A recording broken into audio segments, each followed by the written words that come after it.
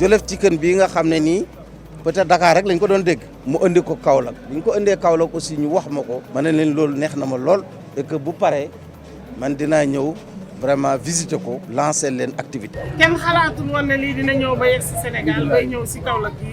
yaakaar naa ne lii moom fierté waa Kaolack la quoi. kontaan nañ bu baax. waaw am nañ yëg-yëg bi. sagal na waa Sénégal daal laa wax.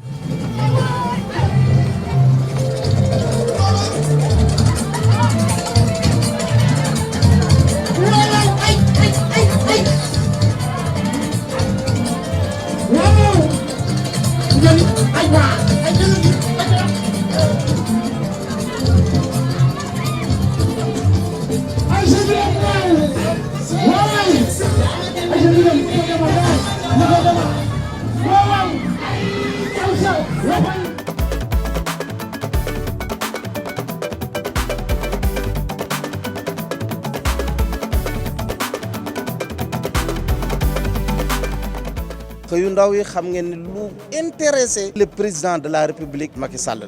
donc su amee benn entreprise bu ubbi rek pour jël benn xale ñaari xale sax war nañu jaral ñun ñu déplacé wu pour encourager la. dina améliorer alimentation. dana tax lekk yomb. dana tax tamit xale yi am liggéey.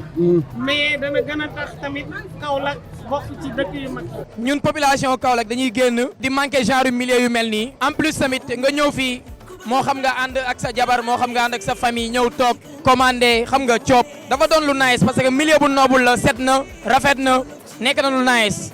di ñaan peut-être yeneen i station ak yeneen i Jollof Chicken yu nga xam ne dana mën a wër région bi yëpp. di féliciter EDK. mais di féliciter équipe bi nga xam ne tey ñoo fi ñëw tey. jërëjëf.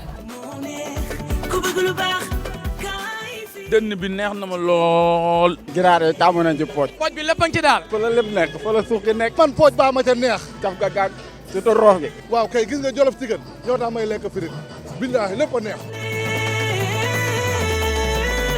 ñamal seen bii suñu bos la dama ne mosal seen. Jollof Chicken ak croustillant neex commandel rek ñu livré la.